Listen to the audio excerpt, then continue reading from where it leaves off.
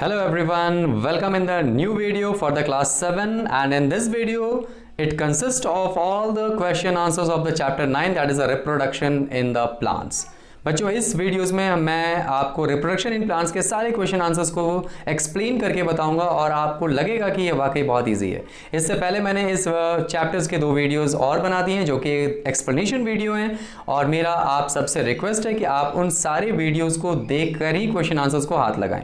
कोई ज़रूरी नहीं कि आप सिर्फ और साइंस पढ़ें कि वीडियो को चेक करें। आप कहीं से भी जहाँ पर भी आपको अच्छे से समझ में आ रहा हो उन वीडियोज़ को देखने के बाद ही क्वेश्चन आंसर्स को सॉल्व करने की कोशिश करें, इससे आपका बहुत ज़्यादा फायदा होगा। तो without wasting the time we will start with the section A. The first one is fill in the blanks. Dash reproduces through the process of budding. बच्चों बर्डिंग प्रोसेस से कौन सा चीज रिप्रोड्यूस होता है, कौन सा ऑर्गेनिज्म रिप्रोड्यूस होता है? आई have given the answer east. East क्या होता है बच्चों? ईस्ट जो होता है वो एक यूनिसेलुलर ऑर्गेनिज्म होता है, मतलब वो ऑर्गेनिज्म जो कि सिंगल सेल से बना हुआ हो। ठीक है, for more information you can refer to the part 1, जिसका नीचे मैं लिंक में दे रहा हूं डिस्क्रिप्शन बॉक्स में, जहां से आप चेक करके पार्ट 1 एंड पार्ट 2 को भी देख सकते हैं। Move to the question number 2। Pollen grains are produced by anthers. Anther से पॉलिन ग्रेन्स प्रोड्यूस होते हैं। Next one, third number, the agents that carry the pollen grains from the anther to a stigma are called pollinators. बच्चों pollen grains को जो anther में produce होते हैं pollen grains, वहां से स्टिग्मा के ऊपर ट्रांसफर करने का काम बहुत लोग करते हैं, जैसे कि एयर, वाटर, है ना, ह्यूमन बींग्स, इंसेक्ट्स, इन सबको पॉलिनेटर्स कहते हैं। यही सब एजेंट्स हैं जिनके थ्रू वो ट्रांसफर होता है, and they are known as a pollinators.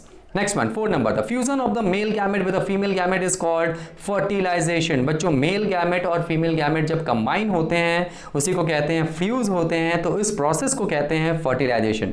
तो इस चैप्टर में चूंकि हम फ्लावर्स के बारे में पढ़ रहे थे, तो क्या आप मुझे बता सकते हैं कमेंट करके that what is the male gametes of the flower and what is the female gametes of the flower? Video को पॉज करके कमेंट करिए और चेक करिए कि आपकी तैयारी कितनी है। जो बच्चे मेरे पूछे गए क्वेश्चंस के आंसर्स दे पा रहे हैं, मतलब समझ लो कि वो अपनी तैयारी अच्छे से करें, and they can secure more than 95% marks in this chapter, otherwise नहीं कर पाएंगे। चेक करते रहिए। Okay, next one, seeds of the orchids get dispersed by wind. Wind, yes, wind के द्वारा वो डिस्पर्स हो रहा है। चलिए मूव करें आगे की तरफ। चलिए, तो राइट, ट्रू और false the second one. 5th number सबका हो गया, seeds of the orchid gets dispersed by the wind. बच्चों ऑर्किड्स जो होता है ये समझ लो, ऑर्किड्स जो होते हैं वो बहुत ही, उसके जो बीज होते हैं वो डस्ट पार्टिकल्स के जैसे होते हैं, और उनको एक जगह से दूसरी जगह जाने के लिए वो हवा भी उड़ा के उनको ले जाती है। So that's why we are calling here that the seeds of the orchids get dispersed by the wind. Move to the section B. Write true और false for the following statements. यहाँ पर ट्रू और false लिखना है, और जैसा कि मैं हमेशा से बोलते आया हूँ कि that you must correct the false statement. सभी बच्चों को ये मालूम होना चाहिए कि जो फॉल्स स्टेटमेंट है उसे कैसे सही किया जाए, and what will be the correct statement for that. ठीक है, तो पहला question, east reproduces asexually through fragmentation. मैंने यहाँ फॉल्स लिखा है, तो इसका करेक्ट स्टेटमेंट आप बताइए, क्योंकि अभी अगर आपने ध्यान दिया होगा तो ये चीज़ें हुई हैं। ठीक है, चेक करके बताइए कि ये आप इसका करेक्ट स्टेटमेंट क्या होगा। आपने फिल इन द ब्लैंक्स का जो पहला फिल इन द ब्लैंक्स है, पहला पॉइंट, वो इसमें ये दिया हुआ है। Next one, second number, sweet potato and dahlia use their roots for the asexual reproduction. Yes, it's a true statement, मैंने ट्रू लिखा हुआ है। Third number, a unisexual flower has both stamen and pistil in it. बच्चों ये false statement है। Unisexual flower क्या होता है बच्चों? यूनिसेक्सुअल फ्लावर वो फ्लावर होते हैं जिसमें आइदर स्टेमन और पिस्टल, दोनों में से कोई एक ही रहे। क्या आप मुझे बता सकते हैं what are stamen and pistil? Comment करके मुझे इसका आंसर बताइए। ओके, अब आगे बढ़ते हैं हम लोग। Water can be an agent of pollination. Yes exactly, it's a true statement. बच्चों पॉलिनेशन करने के लिए बहुत सारे एजेंट्स होते हैं जिनको पॉलिनेटर्स कहते थे, अभी हमने फिल इन द ब्लैंक्स का थर्ड पॉइंट में देखा था। तो वाटर भी क्या एजेंट हो सकता है? Exactly, water can also be an agent of the pollination. Move करते हैं क्वेश्चन नंबर 5 की तरफ। Male and female gametes fuse to form the zygote. Exactly, male gametes और फीमेल गैमेट्स जब एक दूसरे के साथ कंबाइन करते हैं तो उससे जाइगोट बनता है, और उस प्रोसेस का नाम है फर्टिलाइजेशन। बहुत सारे बच्चों को कंफ्यूजन होता है फर्टिलाइजेशन क्या होता है और जाइगोट क्या होता है। तो वैसे लोग प्लीज़ अपना पहले स्टडी करिए, थोड़ा समझिए, और उसके बाद इनको आगे बढ़ने की कोशिश करिए। मूव करते हैं क्वेश्चन नंबर 6 की तरफ। Seeds of the pea and bean plant are formed in pods. Pods क्या होते हैं बच्चों? It is an outer covering, एक आउटर कवरिंग होता है। आपने देखा होगा मटर के दाने जब आप लेते हो तो उसके बाहर में एक आउटर कवरिंग होता है, उसको आप उतार कर, उसको हटाकर अंदर के दानों को निकालते हैं। So it means that it are formed in the pods. It's a true statement. Clear? Now move to the section C, tick the correct option. Now first one, Spirogyra reproduces asexually by। बच्चों Spirogyra एक तरह का algae होता है। Algae क्या होता है? Algae जहाँ पर आप देखते होंगे बच्चों कि जिस जगह पर पानी बहुत ज़्यादा गिरता है उस जगह पे हरे हरे रंग का काई है ना, हिंदी में हम लोग इसको काई कहते हैं, तो वो काई बहुत जम जाता है और उसका ही एक एग्जाम्पल है स्पायरोगायरा। और बच्चों स्पायरोगायरा को रिप्रोड्यूस कैसे करना पड़ता है? It's by the asexual reproduction and the name of that asexual reproduction is fragmentation। Fragmentation एक तरह का asexual reproduction होता है जिससे स्पायरोगायरा रिप्रोड्यूस कर सकता है। Move to the question number 2, Bryophyllum reproduces through its leaves. बच्चों ब्रायोफिलम क्या होता है? ब्रायोफिलम एक तरह का प्लांट होता है जिसके पत्तों को अगर आप ले जाकर कहीं भी मिट्टी के अंदर दबा देंगे तो वो फिर से नया प्लांट हो जाएगा। मतलब इसके लिए किसी बीज की जरूरत नहीं पड़ती, सिर्फ पत्तों के द्वारा ही इसका रिप्रोडक्शन हो सकता है। And because of this we can say that the bryophyllum reproduces through its leaves। Okay, move करते हैं क्वेश्चन नंबर 3 की तरफ। The reproductive part of the plant for the sexual reproduction is it's. बच्चों sexual reproduction plants में होने के लिए इनका जो पार्ट होता है वो होता है फ्लावर। याद रखना बच्चों, flower is a reproductive part of the plant. ये बहुत ही इंपॉर्टेंट क्वेश्चन है। मूव करते हैं क्वेश्चन नंबर 4 की तरफ। Pollen grains contains the, pollen grains के अंदर में क्या रहता है? Male reproductive cell. तो क्या आप कमेंट कर सकते हैं कि फीमेल रिप्रोडक्टिव सेल किसके अंदर में रहता है? कमेंट करके अपना आंसर्स बताइए। वीडियो को पॉज करिए, कमेंट करिए and give the answers. Move to the next question, question number 5। Fruit develops from the, fruit कहाँ से डेवलप होता है बच्चों? ओवरी से। बच्चों आपको मालूम होना चाहिए कि जो फ्लावर्स होते हैं उनमें जो ओवरी पार्ट होता है ना, उस ओवरी पार्ट के मैच्योरेशन होने पर, बड़े होने पर, मैच्योर होने पर या राइपेंड होने पर वो फ्रूट्स में चेंज होता है। तो आप लोगों में से मुझे कौन ये बताएगा कि अगर ओवरी पार्ट मैच्योर होकर फ्रूट्स बनता है तो अगर किसी फ्रूट्स में ऐसा हो जब उसका ओवरी पार्ट मैच्योर ना हो और उसका रिसेप्टिकल पार्ट यानी ओवरी के नीचे जो पार्ट होता है वो मैच्योर हो, तो वैसे फ्रूट्स को हम किस नाम से जानते हैं? एग्जाम्पल उसका है एप्पल। एप्पल जो होता है वो उसका ओवरी वाला पार्ट नहीं रहता, वो उसका रिसेप्टिकल वाला पार्ट होता है। So comment your answer that what type of what statement और what term we can use for that type of fruits which develops from the receptacle of the plant। ठीक है, वीडियो को पॉज करके comment करिए। Now move to the section D. बच्चों section D में आप check कर सकते हैं, answer the following questions in brief. सबसे पहला है name the 2 types of reproduction in plant. 2 तरह का रिप्रोडक्शन बताना, सबको मालूम है, sexual reproduction and asexual reproduction. Very good. Question number 2, very very important question, define vegetative reproduction. बच्चों वेजिटेटिव रिप्रोडक्शन क्या होता है इसका एक्सप्लेनेशन समझने के लिए आप नीचे डिस्क्रिप्शन बॉक्स में जो लिंक दिया गया है वहां से आप रेफर कर सकते हैं और चेक कर सकते हैं उसके एक्सप्लेनेशन को। मैं यहां बता दे रहा हूं, it is a type of a asexual reproduction in which the vegetative parts of the plants like the root, stem और leaves are involve for producing the young individuals. बच्चों किसी भी प्लांट के प्रोडक्शन के लिए, ग्रोथ के लिए, जब हम उसके बीजों का सहारा नहीं लेकर उसके स्टेम का, उसके रूट्स का, उसके पत्तों का सहारा लेते हैं है उसको ग्रो करने के लिए, तो ऐसे प्रोसेस को, ऐसे असेक्सुअल रिप्रोडक्शन को हम कहते हैं वेजिटेटिव रिप्रोडक्शन। इजी। चलिए आगे करते हैं question number 3। Give 2 examples of the plant which reproduces through the spores formation. 2 plant का नाम बताना है बच्चों जो कि स्पोर फॉर्मेशन प्रोसेस से, जो कि एक असेक्सुअल रिप्रोडक्शन है, उससे रिप्रोड्यूस होता है। और देखो मैंने आंसर में लिखा है मॉसेस एंड फर्न्स। अब दिमाग में कभी कभी आता है कि सर मॉसेस एंड फर्न्स क्या है? बच्चों मॉसेस एंड फर्न्स जो हैं वो नॉन फ्लावरिंग प्लांट है, इसमें फ्लावर्स नहीं होते और इनके सीड्स के द्वारा, मतलब एक्चुअली इसमें सीड्स प्रोड्यूस होते हैं लेकिन ये स्पोर फॉर्मेशन प्रोसेस के द्वारा प्रोड्यूस किए जाते हैं। क्लियर? चलिए आगे करते हैं 4 नंबर।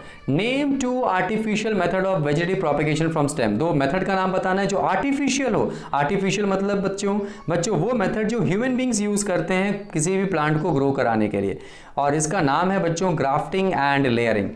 ग्राफ्टिंग 4th नंबर का answer, it's a grafting and layering. तो आप लोगों में से मुझे कौन बता सकता है कि ग्राफ्टिंग के द्वारा कौन सा प्लांट हम रिप्रोड्यूस कर सकते हैं और लेयरिंग के द्वारा हम कौन सा प्लांट रिप्रोड्यूस कर सकते हैं? कमेंट योर आंसर्स और अपने प्रिपरेशन को चेक करते चलिए कि आप सच में आपने सारे क्वेश्चन आंसर्स को कर लिखने से पहले वो चीज़ें की है या नहीं की हैं।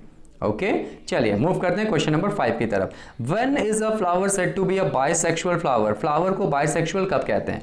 बच्चों बाइसेक्सुअल का मतलब होता है जब किसी एक फ्लावर में दोनों मेल पार्ट और फीमेल रिप्रोडक्टिव पार्ट साथ साथ प्रेजेंट रहें। और यूनिसेक्सुअल का मतलब होता है बच्चों वैसे फ्लावर्स जिसमें आइदर मेल रिप्रोडक्टिव पार्ट रहे या फिर फीमेल रिप्रोडक्टिव पार्ट, दोनों में से कोई एक पार्ट रहे। ठीक है, तो मेल रिप्रोडक्टिव पार्ट क्या होता है फ्लावर्स का? Comment your answer. And female reproductive part क्या होता है? Comment your answer. ये जनरली आपके आंसर में मैं ऑलरेडी लिख चुका हूं, फिर भी आप उसको कमेंट करके अपने आंसर्स में बता सकते हैं ताकि आपका रिवीजन हो जाए। देखिए क्या है, flowers having both stamen, stamen को कहते हैं बच्चों male reproductive part, and pistil जिसको कहते हैं फीमेल रिप्रोडक्टिव पार्ट, किसका? फ्लावर्स का, are called the bisexual flower. ये दोनों चीजें अगर साथ साथ फ्लावर्स में प्रेजेंट रहे तो बाइसेक्सुअल, दोनों में से कोई एक चीजें रहे तो यूनिसेक्सुअल। तो आप लोग मुझे ये बताइए कि पिस्टल का दूसरा नाम क्या है? What is the other name of the pistil? Pistil का दूसरा नाम क्या है? चेक करिए and comment your answer. Move to the next question, question number 6। Name any 3 ways by which seeds are dispersed। 3 तरीकों का नाम बताइए जहां पर सीड्स डिस्पर्स होते हैं। The answer is the dispersal by wind, dispersal by water and dispersal by animal. मतलब seed को एक जगह से दूसरी जगह कौन कौन पहुंचा सकते हैं बच्चों? हवा पहुंचा सकती है, वाटर पहुंचा सकता है, एनिमल्स पहुंचा सकते हैं, ह्यूमन बींग्स भी पहुंचा सकते हैं। कोई भी 3 लिखना है, आप कोई भी 3 लिख सकते हैं। Move to the section E. Section E का पहला क्वेश्चन बहुत ही इंपॉर्टेंट है बच्चों। इस सेक्शन को शुरू करने से पहले मैं एक चीज़ और बता दूं कि एग्जामिनर का सबसे पसंदीदा जो क्वेश्चंस है, अगर उसको आपके ये चैप्टर्स एग्जाम में आने वाला है तो ये ज़रूर समझ लेना कि हम सेक्शन ई को अच्छे से कर लें। Section D and section E both are equally important. ठीक है, तो देखो क्वेश्चन क्या है। In what ways is vegetative propagation better than the sexual reproduction? Question में ये बोला गया है बच्चों कि जो वेजिटेटिव प्रोपेगेशन, जिसको हम वेजिटेटिव रिप्रोडक्शन भी बोलते हैं, वो सेक्सुअल रिप्रोडक्शन से अच्छा कैसे है किसी भी प्लांट्स में। तो बच्चों बहुत अच्छे तरीके हैं, बहुत सारा एडवांटेज है, जिसमें 3 एडवांटेजेस मैंने यहाँ पर दिए हुए हैं जो कि आपके बुक में ऑलरेडी मेंशन है। तो मैंने क्या लिखा है बच्चों, जरा चेक करिए। Vegetative propagation is better than the sexual reproduction in many ways which are as follows. The first one is the plants produced by this method takes less time to grow. बच्चों जो plant vegetative propagation के द्वारा produce किए जाते हैं उन्हें grow होने में बहुत ही कम टाइम लगता है ना? ये अच्छी बात। तो इसका मतलब it is an advantage over the sexual reproduction. Next one, second number, the plants produced by this method bear flower and fruits earlier than the plants produced from the seeds। बच्चों अगर हमने वेजिटेटिव प्रोपेगेशन के द्वारा किसी भी plants को grow करवाया और एक दूसरा प्लांट ग्रो करवाया सीड्स के द्वारा, तो दोनों ही प्लांट्स के कंपैरिजन में जो प्लांट्स वेजिटेटिव प्रोपेगेशन के द्वारा ग्रो करवाए गए उनमें फूल और फल बहुत जल्दी आते हैं। अर्लियर मतलब पहले आते हैं। किसके रेस्पेक्ट में? उन प्लांट्स के रेस्पेक्ट में जिनका ग्रोथ एंड डेवलपमेंट सीड्स के द्वारा हो रहा है। ठीक है, तो ये कुछ अच्छी चीज़ों के चलते वेजिटेटिव प्रोपेगेशन को अच्छा माना गया है। It is better than the sexual reproduction. Third one, the plant produced by this method are the exact copies of the parent plant. एकदम जेरोक्स होते हैं, है ना? अपने पेरेंट प्लांट का एकदम जेरोक्स होते हैं, इवन उनके कैरेक्टर्स को भी, and have the same desirable characters as those of their parent plant. मतलब अपने पेरेंट प्लांट का जो कैरेक्टर है उसको भी लिए हुए होते हैं। फॉर एग्जाम्पल, जैसा कि मान लो आप अपने फ्रेंड्स के यहाँ गए और उसके गार्डन में आपने देखा कि एक बहुत ही खूबसूरत गुलाब का फूल वहाँ रखा हुआ है ना? एक पौधा है। आपका मन किया कि आपका उस गुलाब के फूल का पौधा काश आपके घर में भी होता तो काफ़ी अच्छा लगता। आपने अपने फ्रेंड से इसके बारे में बात किया, उसने क्या किया? कोई बात नहीं, क्योंकि उस आपके फ्रेंड्स ने ये ज़रूर पढ़ा है वेजिटेटिव प्रोपेगेशन के बारे में और उसे मालूम है कि रोज़ फ्लावर्स या रोज़ प्लांट जो होता है it can reproduces with the help of the stem. तो उसने बहुत ही खुशी से उस रोज़ फ्लावर का स्टेम को काटा और आपके हाथों में दे दिया और कहा कि जाओ इसको जाके लगा देना और तुम्हारा भी इसी तरह का फ्लावर्स हो जाएगा। ठीक है, तो बच्चों आप जो अपने घर में उसके दिए गए स्टेम को लाकर लगाते हैं उसमें भी उसी तरह का फ्लावर्स होगा जैसा कि आपके फ्रेंड्स के गार्डन में आपने देखा होगा। समझ में आ रहा है सबको? Clear? So this type of things it is known as a vegetative propagation and the plants produced by this method are the exact copies and bear the same desirable characters as of their parent plant. Clear है? चलिए move करते हैं next question. Very easy, draw a well labelled diagram to describe the parts of the flower. बच्चों flower का diagram बनाना है, इसके लिए पार्ट 2 मैंने यहाँ लिखा हुआ है। Please refer to the part 2 of the video. The link I have given in the description box, वहाँ से चेक कर सकते हैं। तरीका सीख लो बनाने का कि कैसे फ्लावर्स को बनाया जा सकता है, आपके लिए बहुत ईजी होगा। मगर आप नहीं देखना चाहते हैं तो कोई बात नहीं, आपके लिए यहीं पर भी मैंने उस फ्लावर्स का डायग्राम को पेस्ट किया हुआ है, आप यहाँ से देख सकते हैं। These are the parts of the flowers.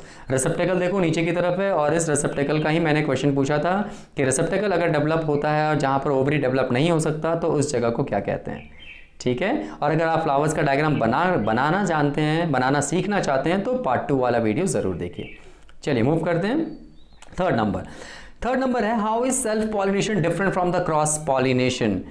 मैंने आपको पहले ही बताया कि सेक्शन ई सबसे इंपॉर्टेंट क्वेश्चंस क्रिएट करता है और एग्जामिनर का सबसे पसंदीदा जो क्वेश्चंस होता है वो यही होता है, इसलिए इसके सारे क्वेश्चंस इंपॉर्टेंट है। Don't ever try to miss this questions, ठीक है। हम समझते नहीं है इसलिए इन सारे क्वेश्चंस को छोड़ते हैं। बच्चों एक बार आपने समझना शुरू कर दिया आपके लिए बहुत ही इजी हो जाएगा। तो देखो मैंने 2 कॉलम बनाया है self pollination and cross pollination के लिए। सबसे पहला सेल्फ पॉलिनेशन खुद अकेले एक फ्लावर्स में हो सकता है, क्रॉस पॉलिनेशन 2 अलग अलग फ्लावर्स में होने चाहिए, इसलिए इसे क्रॉस कहा जाता है। तो देखो मैंने क्या लिखा है, the transfer of the pollen grains from the anther to the stigma of the same flower is called self pollination, जैसे टोमेटो, ब्रिंजल, मस्टर्ड। उसी तरह क्रॉस पॉलिनेशन बच्चों, the transfer of the pollen grains from the anther to the stigma on a different flower of the same kind, अलग अलग flowers में होना चाहिए लेकिन एक ही तरह का फ्लावर होना चाहिए, this is known as a cross pollination. जैसे पापाया, कॉर्न्स, इन सब में जो पॉलिनेशन होता है मतलब पॉलिन ग्रेन का ट्रांसफर होता है उनको हम क्रॉस पॉलिनेशन कहते हैं। क्लियर है? चलिए मूव करते हैं क्वेश्चन नंबर 4 की तरफ। How are fruits formed. बच्चों फ्रूट्स कैसे बनता है, जो फल आप खाते हैं, मैंगो खा रहे हैं, गुआवा खा रहे हैं, वो सब कैसे तैयार होते हैं। एक्चुअली वो प्लांट्स का, फ्लावर्स का मैच्योर ओवरी पार्ट होता है। यानी अगर आप फ्लावर्स के बारे में पढ़ते हैं, जानते हैं, तो आपको मालूम होगा कि फ्लावर्स में जो फीमेल पार्ट होता है उसके 3 पार्ट होते हैं जो कि स्टिग्मा, स्टाइल एंड ओवरी के नाम से होता है। बच्चों जब ओवरी डेवलप्ड होता है तो इसी को फ्रूट्स बनाया जाता है, यानी वो फ्रूट्स के रूप में कन्वर्ट हो जाता है। तो देखो मैंने क्या लिखा है, पहले फ्रूट का definition. Fruits may be defined as a mature and ripened ovary. So after fertilization, जब फर्टिलाइजेशन हो जाता है, फर्टिलाइजेशन क्या होता है बच्चों, जब मेल गैमेट और फीमेल गैमेट मिलते हैं। मेल गैमेट फ्लावर्स का कौन सा होता है, पॉलिन ग्रेन्स। फीमेल गैमेट्स कौन सा होता है, कमेंट करिए, ओव्यूल्स, यस। और तो ये दोनों जब मिलते हैं तो क्या होता है, फर्टिलाइजेशन होता है। और जब फर्टिलाइजेशन हो जाता है बच्चों तो उसके जो सेपल्स, पेटल्स, स्टेमन, स्टिग्मा होते हैं वो सब झड़ जाते हैं, नीचे गिर जाते हैं। सिर्फ ओवरी ऐसा होता है जो ग्रो करता है और फ्रूट के रूप में कन्वर्ट हो जाता है। तो वही मैंने लिखा, the ovary it begins to grow and forms the fruit.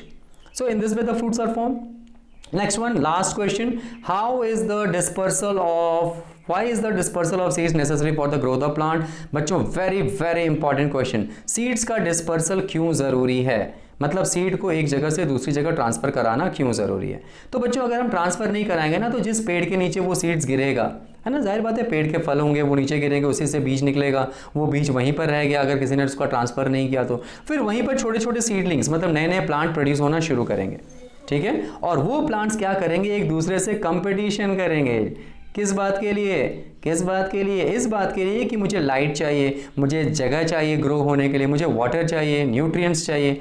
बच्चों जिस तरह आप स्कूल में अपने दोस्तों के साथ कंपटीशन करते हो, टीचर्स जब कुछ सवाल करते हैं आप उसके आंसर देते हो, जब आपका एग्ज़ाम होता है आप एक दूसरे के कंपटीशन करते हुए अच्छा अपना आंसर किसी को दिखाते ही नहीं हो, तो ऐसे ही कंपटीशन प्लांट्स भी कुछ करता है, मगर वो उनको इन सब नंबरों से कोई मतलब नहीं, उनको मतलब होता है देखो किन चीज़ों से, लाइट से, स्पेस से, वाटर से। तो इन सब चीज़ों को अगर सही अमाउंट में सब लोगों को मिले तो वो अच्छे से ग्रो कर पाएंगे, लेकिन एक साथ बहुत सारे सीडलिंग्स अगर एक जगह हो जाएंगे तो बच्चों उनको ये सब मिलना थोड़ा पॉसिबल नहीं हो पाता और उनको उनके सर्वाइवल होने के चांस बहुत ही कम होते हैं। तो ऐसा कंडीशन ना आए इसके लिए सीड का डिस्पर्सल ज़रूरी है, यानी सीड्स अगर दूर दूर चले जाएं तो वो अच्छे से ग्रो कर सकते हैं। तो मैंने वही लिखा है बच्चों, चेक करिए, the dispersal of the seeds necessary for the growth of plant, because if the seeds are not dispersed, a large number of germination of seedlings can grow very close to the parent plant, which results in the competition between all such seedling as well as the parent plant.